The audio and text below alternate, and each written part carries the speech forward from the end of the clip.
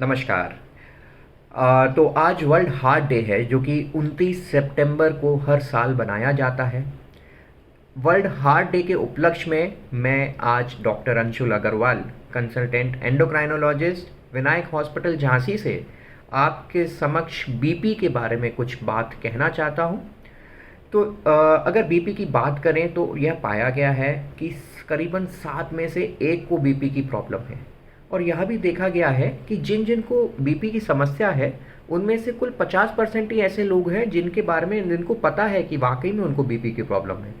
अच्छा, जिन लोगों को पता है कि उनको बीपी की प्रॉब्लम है उनमें से कुल आधे लोग ऐसे हैं जो एक्चुअल में ट्रीटमेंट ले रहे हैं, और उनमें से भी कुल आधे लोग ऐसे हैं जिनका एक्चुअल में बीपी कंट्रोल्ड है। तो अगर यह देखा जाए तो ये बीपी बहुत बड़ी समस्या है और बहुत सारे लोगों का बीपी कंट्रोल नहीं है। अच्छा, हम बात कर रहे हैं बीपी कंट्रोल नहीं है, तो अगर बीपी कंट्रोल ना हो तो बीपी से क्या क्या परेशानियां हो सकती हैं। तो अगर बीपी हाई रहता है तो बीपी से छाती में दर्द होना, हार्ट अटैक आना, हार्ट फेलियर होना या हार्ट बीट का इर्रेगुलर रहना, लकवा पड़ जाना या किडनी जैसी गंभीर समस्याएं हमें होने की संभावना होती है। तो अगर कब कहेंगे हम कि जब बीपी बढ़ा हुआ है, तो यदि ऊपर का बीपी 130 से ऊपर है और नीचे का 80 से ऊपर है तो अपने डॉक्टर से मिले, उसको प्रॉपर डायग्नोस करवाएं।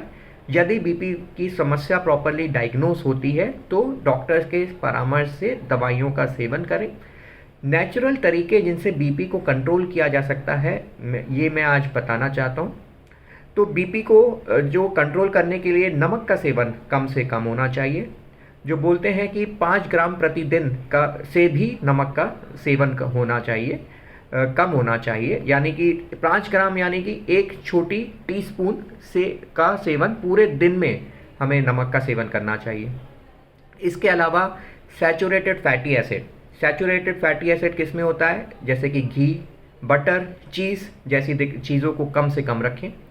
ट्रांस फैट को कम रखें। ट्रांस फैट यानी अगर तेल को बार बार उबाल लेते हैं तो ट्रांस फैट में कन्वर्ट हो जाता है। बाहर की जितनी भी चीज़ें हैं, समोसा, जलेबी, कचौड़ी, समोसे, ये जितनी भी चीज़ें हैं ये सब बार बार तेल को उबाल के बनाई जाती हैं जो ट्रांस फैट में कन्वर्ट हो जाता है। इस ट्रांस फैट को हमें कम से कम रखना चाहिए। फलों को और सलाद के सेवन को बढ़ा दें। शराब और तंबाकू के सेवन को कम कर लें। इसके अलावा नियमित तौर पे एक्सरसाइज करें जिसमें कि 30 मिनट्स टू 40 मिनट्स की ब्रिस्क वॉकिंग इन्वॉल्व हो। इसके अलावा स्ट्रेस अगर है तो उसको कम से कम रखें।